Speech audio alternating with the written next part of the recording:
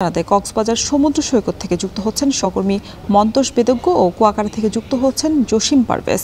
শুরুতেই চলে যেতে চাই মন্তোষের কাছে। মন্তোষ, জানাবেন সমুদ্র সৈকতে কি পরিমাণ পর্যটকরা এসেছেন এবং হোটেল মোটেল বুকিং এখন পর্যন্ত কি পরিমাণে হয়েছে জানাবেন। রোশন, বেশ কিছুদিন পরে কিন্তু কক্সবাজারের পর্যটন খাতে আসলে প্রাণ ফিরেছে এবং আমরা দেখতে পাচ্ছি যে সৈকতে প্রচুর মানুষের ভিড় রয়েছে এবং হোটেল মালিকদের সাথে আমরা কথা বলেছি, তারা যেটি বলছেন যে 50% পর্যন্ত অধিকাংশ হোটেল মোটেল রিসোর্টে কিন্তু বুকিং রয়েছে। এবং সৈকতের এই মুহূর্তের যে পরিস্থিতি সেটি যদি একটু দেখাই, যে এখানে প্রচুর মানুষ কিন্তু দেশের নানা প্রান্ত থেকে এখানে সমবেত হয়েছেন এবং তারা এখানে মূলত কিছুটা গরম আবহাওয়া যেহেতু বিরাজ করছে, ব্যবসা গরম রয়েছে, কিছুটা ঠান্ডা বাতাসও রয়েছে, এরকম পরিস্থিতিতে কিন্তু আমরা দেখছি যে প্রচুর পর্যটক সমুদ্র স্নানে নেমেছেন এবং তারা যে সমুদ্রের নোনা জলে গা ভিজিয়ে যে আনন্দ উচ্ছ্বাস নিজেদের পরিবার পরিজনকে নিয়ে সেটি কিন্তু তারা করছেন। এবং এখানে সৈকত কেন্দ্রিক যে ব্যবসা প্রতিষ্ঠানগুলো রয়েছে, মূলত ক্ষুদ্র ব্যবসা প্রতিষ্ঠান রয়েছে, 300 ব্যবসা প্রতিষ্ঠান রয়েছে আমরা যে সুগন্ধা পয়েন্টে আছি এই পয়েন্টে। এবং এই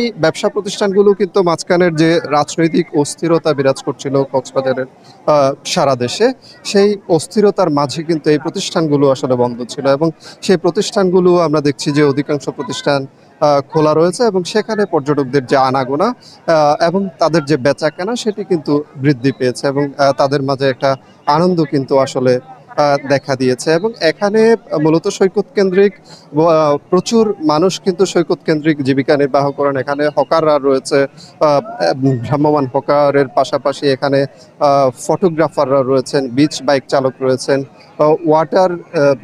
ওয়াটার বাইকের যে চালক তারা রয়েছেন। সব মিলিয়ে তারা পর্যটকদের উপস্থিতি যখন বাড়ে তাদের ব্যবসা বাণিজ্য আসলে বাড়ে। একইভাবে কক্সবাজারের যে 500 হোটেল মোটেল গেস্ট হাউস গড়ে উঠেছে, সেই হোটেল মোটেল গেস্ট হাউসগুলোতেও কিন্তু পর্যটকদের উপর আসলে তাদের যে ব্যবসা বাণিজ্য সেটি নির্ভর করে। এবং এই যে পর্যটক আগমন শুরু হয়েছে, আস্তে আস্তে পর্যটকের যে আগমন বাড়ছে, সামনেই বিশেষ করে পর্যটন মৌসুম আসলে নভেম্বর থেকে পুরোপুরি পর্যটন মৌসুম শুরু হবে এবং এই মুহূর্তে যে পর্যটক উপস্থিতি বেড়েছে সেটির কারণে তাদের মাঝে সন্তুষ্টি বেড়েছে এবং সেই কথাটি আসলে হোটেল মালিকরা আমাদেরকে জানাচ্ছিলেন। রোশন, এই ছিল আমার কাছে সবশেষ।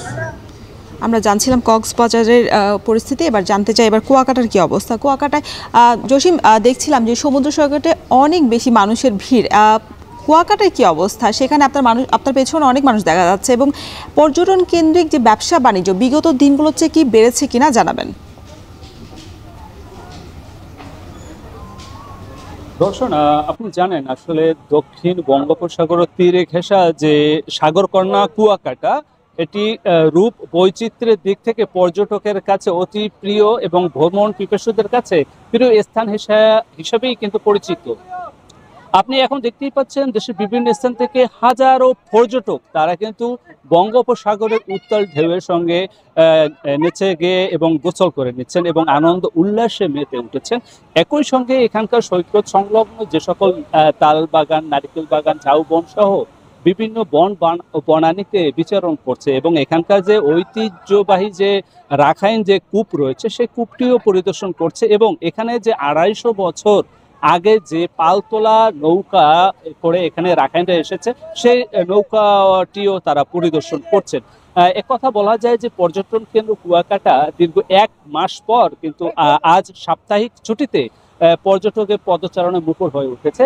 এখানকার হোটেল মোটেল ব্যবসায়ীদের সঙ্গে আমরা কথা বলেছি, তারা আমাদেরকে নিশ্চিত করেছে যে এখানকার যে 200 হোটেল রয়েছে সে সকল হোটেলের 25 থেকে 80% সিট বুকিং হয়ে গেছে, পর্যটকদের কাছে বেচা বিক্রি হয়েছে এবং বেচা বিক্রি বেড়েছে। এখানকার যে সৈকত সংলগ্ন যে সকল ঝিনুক মার্কেট রয়েছে, তাঁত মার্কেট এবং শুটকি মার্কেট সহ বিভিন্ন ছোট ছোট ব্যবসা প্রতিষ্ঠান রয়েছে, সেখানেও কিন্তু বাণিজ্যিকভাবে কিছুটা গতি এসেছে এমনটি নিশ্চিত করেছে এখানকার ব্যবসায়ীরা। এছাড়া যে এখানকার পর্যটকদের যে নিরাপত্তা নিশ্চিতে যে ট্যুরিস্ট পুলিশ তারাও কিন্তু পর্যটকদের নিরাপত্তা নিশ্চিতে কাজ করছে এবং এখানকার বলা যাচ্ছে যে দিন যতই গড়াবে পর্যটকের আগমন বাড়বে, বাণিজ্যিকভাবে গতিশীল হবে পর্যটন শিল্প। এই ছিল আমার কাছে সবশেষ রহস্য। পর্যটন কেন্দ্রিক ব্যবসা বাণিজ্যের খবর জানাতে কুয়াকাটা এবং কক্সবাজার থেকে যুক্ত ছিলেন সহকর্মীরা। দেখছেন এখন জনপদে।